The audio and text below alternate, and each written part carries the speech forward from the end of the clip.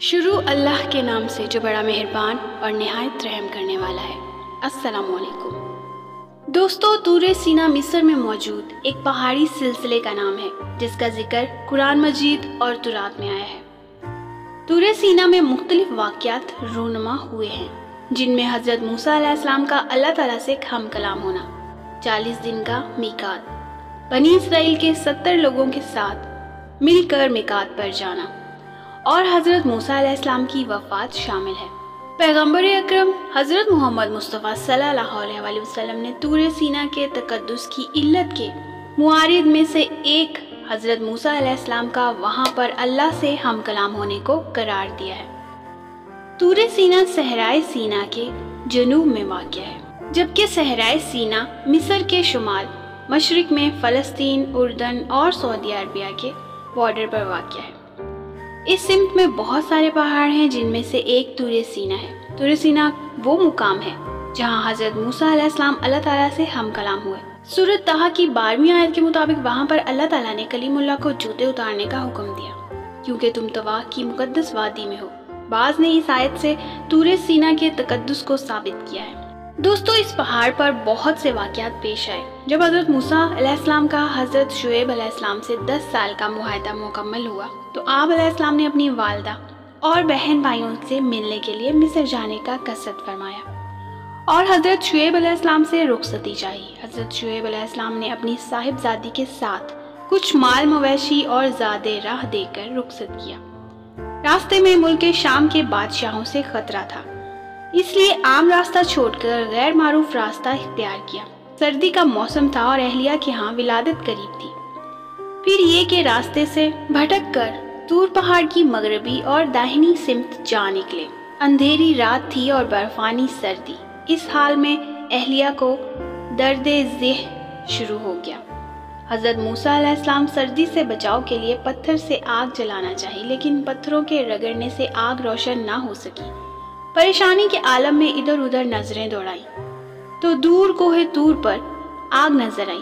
اہلیہ سے فرمایا، میں نے وہاں آگ دیکھی ہے، وہاں جا کر تمہارے لیے آگ بھی لاتا ہوں اور ممکن ہے کہ کوئی بندہ بشر بھی مل جائے جو راستہ بتا دے۔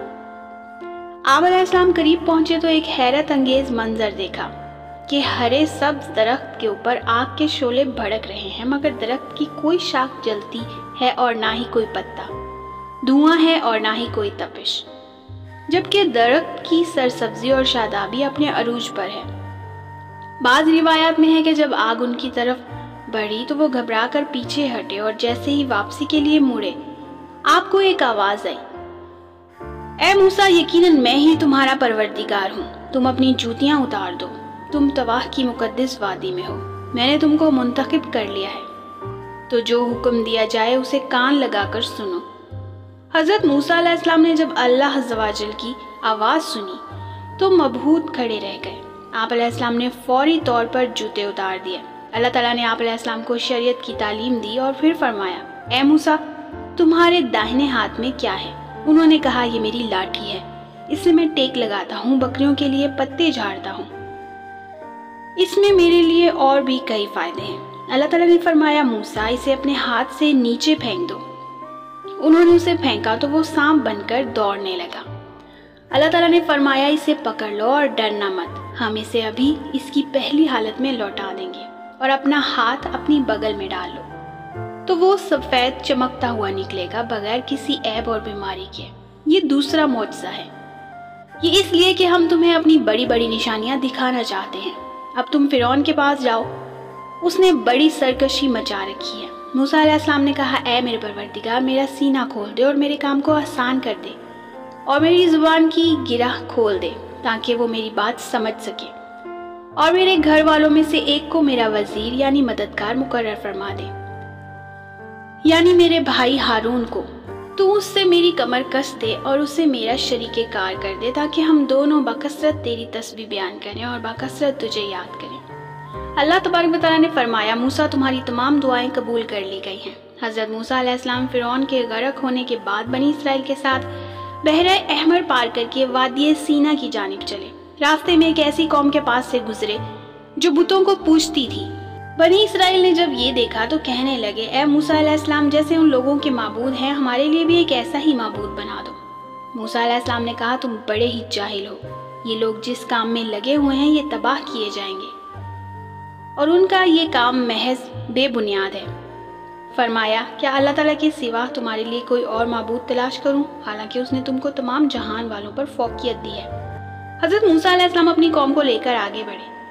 अल्लाह ने बनी इसराइल की हिदायत और रहनुमाई के लिए हज़रत मूसा अलैहिस्सलाम को आसमानी किताब देने का फैसला किया। चुनांचा अल्लाह तबारक व तआला ने आप अलैहिस्सलाम को 30 रातों के लिए कोहे तूर पर बुलाया। इसमें मजीद 10 रातों का इजाफा करके उसे 40 रातें कर दिया। हज़रत मूसा अलैहिस्सलाम ने कोहे तूर पर जाने से कबल अपने भाई हज़रत हारून अलैहिस्सलाम को अपना जानशीन मुकर्रर किया। हज़रत हारून अलैहिस्सलाम भाई भी थे और नबी भी थे। हज़रत मूसा अलैहिस्सलाम वक्त मुकर्ररा पर कोहे तूर पहुंचे और परवरदिगार से हम कलाम हुए तो कहने लगे, ऐ मेरे परवरदिगार, मुझे अपना जलवा दिखा दीजिए, मैं आपको एक नज़र देख लूं। इरशाद हुआ, तुम मुझको हरगिज नहीं देख सकते, लेकिन तुम इस पहाड़ की तरफ देखते रहो, वो अगर अपनी जगह पर बरकरार रहा तो तुम भी मुझे देख सकोगे। और जब उनके रब ने पहाड़ पर तजल्ली फरमाई तो तजल्ली ने उसके परखचे उड़ा दिए और मूसा अलैहिस्सलाम बेहोश होकर गिर पड़े। फिर जब होश में आए तो अर्ज किया, बेशक आपकी ज़ात पाक है, मैं आपके हजूर तौबा करता हूँ और मैं सबसे पहले आप पर ईमान लाने वाला हूँ। इरशाद हुआ, ए मूसा, मैंने तुमको अपना पैगाम और अपने कलाम से लोगों में मुमताज़ किया है, तो जो मैंने तुमको अता किया उसे मजबूती से पकड़ रखो और मेरा शुक्र अदा करो। और हमने तौरात की तख्तियों में उनके लिए हर किस्म की नसीहत और हर चीज़ की तफसील लिख दी है। हज़रत मूसा अलैहिस्सलाम का अल्लाह तबारक व तआला से हम कलाम होने का दूसरा वाक़या था। हज़रत मूसा अलैहिस्सलाम जब 40 रातों के लिए कोहे तूर पर गए तो पीछे सामरी नामी एक काफिर, जो हज़रत मूसा अलैहिस्सलाम का पड़ोसी था और बज़ाहिर आप अलैहिस्सलाम पर ईमान लाकर आपके साथ हो गया था, उसने बनी इसराइल से सोने के जेवरात इकट्ठे करके एक बछड़ा तैयार किया, जिसमें उसने हज़रत जिब्राइल अलैहिस्सलाम के घोड़े के परों के नीचे की मिट्टी भी शामिल कर दी। ये मिट्टी उसने चुपके से उस वक्त ले ली थी जब हज़रत जिब्राइल अलैहिस्सलाम उन लोगों को दरिया पार करवा रहे थे।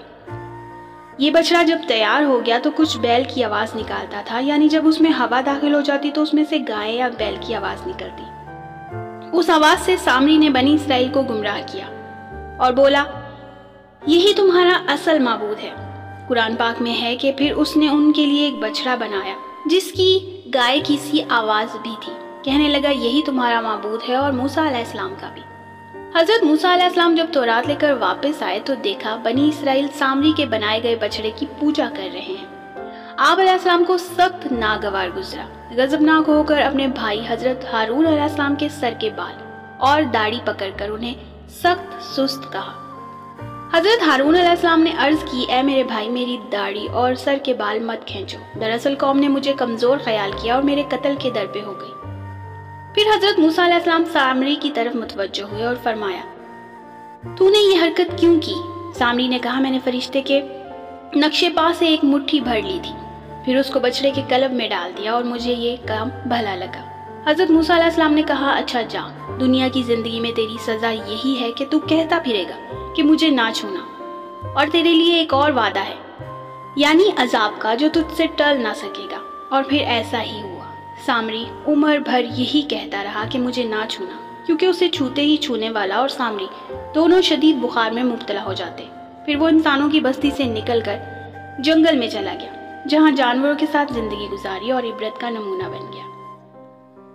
हज़रत मूसा अलैहिस्सलाम ने उसके बछड़े को जलाकर दरिया में फेंक दिया। हज़रत मूसा अलैहिस्सलाम ने जब तौरात से दर्स व तदरीस शुरू की तो बनी इसराइल एक मरतबा फिर हीले बहाने करने लगे और बोले, ए मूसा, हम ये कैसे यकीन कर लें कि ये अल्लाह का कलाम है? हो सकता है तुमने खुद ही बना लिया हो। इस सूरत हाल पर हज़रत मूसा अलैहिस्सलाम ने एक बार फिर अल्लाह से रुजू किया। अल्लाह ताला ने फरमाया, ए मूसा, इस कौम के मुंतखब अफराद को लेकर कोहे तूर पर आ जाओ, ताकि हम उनको अपना कलाम सुना दें और उन्हें यकीन आ जाए। हज़रत मूसा अलैहिस्सलाम ने उनमें से 70 सरकर्दा अफराद चुने और उन्हें कोहे तूर पर ले गए। उन लोगों ने जब अपने कानों से सुना अल्लाह ताला का कलाम सुन लिया तो बोले, जब तक हम अल्लाह को खुद से ना देख लें कैसे यकीन कर लें। उनकी इस हट धर्मी और सरकशी पर कोहे तूर लर्ज उठा और ऊपर से शदीद बिजली करके, जिसकी दहशत से वो सब बज़ाहिर मुर्दा होकर गिर पड़े। حضرت موسیٰ علیہ السلام نے اللہ تبارک و تعالیٰ سے دعا کی، جس پر اللہ تعالیٰ نے ان سب کو دوبارہ کھڑا کر دیا۔